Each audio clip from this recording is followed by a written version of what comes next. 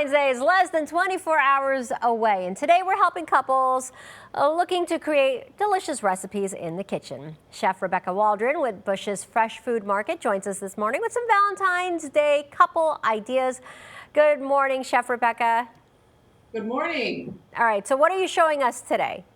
Well, today we're going to be making some mushroom risotto, which is delicious, but we're going to be making it in a pressure cooker. So it's a little bit different than the traditional recipes you may see.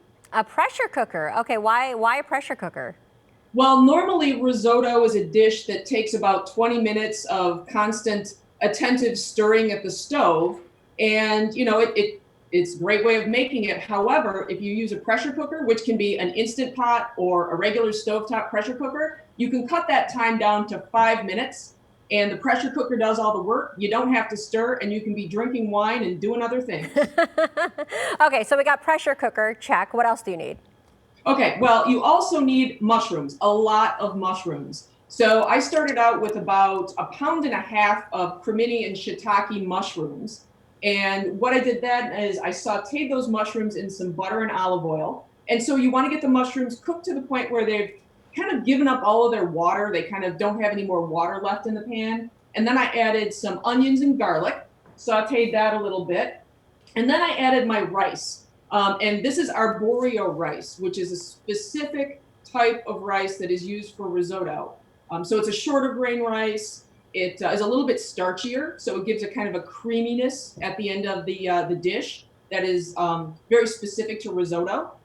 So I added my rice in there. I want to saute that a little bit in the fat and the butter and the olive oil. And another couple ingredients that I think are important, some dried porcini mushrooms. And so I rehydrated those dried porcini mushrooms in about a quart of chicken stock, just in the microwave. And that's an optional ingredient, but I think it's a really nice way of adding that extra kind of good mushroomy boost. So I'm going to add those right in my pan along with some miso paste.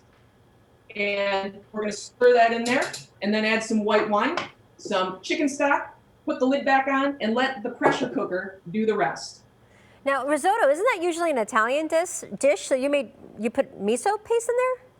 Yeah, I know that seems odd, right? But miso paste is more of a traditionally Japanese ingredient. It's a fermented soybean paste. And it's another thing that's an optional ingredient. But what it does is it adds a lot of that umami, which is kind of that savory flavor that you get from mushrooms. And it's just kind of like a flavor punch.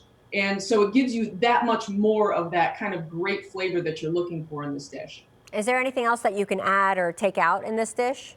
Oh, absolutely. You can totally make it vegetarian completely by omitting chicken stock and using vegetable stock instead. I mean, if you absolutely despise mushrooms, you can just do it without mushrooms and add other vegetables like asparagus after you're done cooking it. So you just finish it after you're done pressure cooking it with a little bit of heavy cream, another optional ingredient, a little decadent, and some Parmesan cheese. But you could change out the cheese. You could actually add different herbs. So there's a lot of things you could do to customize this risotto and make it like really to your taste.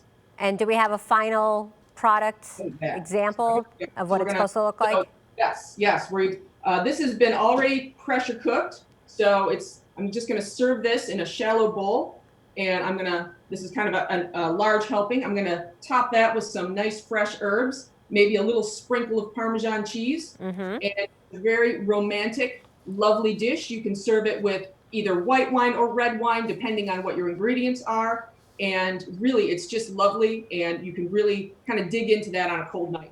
All right, thank you so much, Chef Rebecca. We'll have this recipe on our website at WXYZ.com. Have a great day.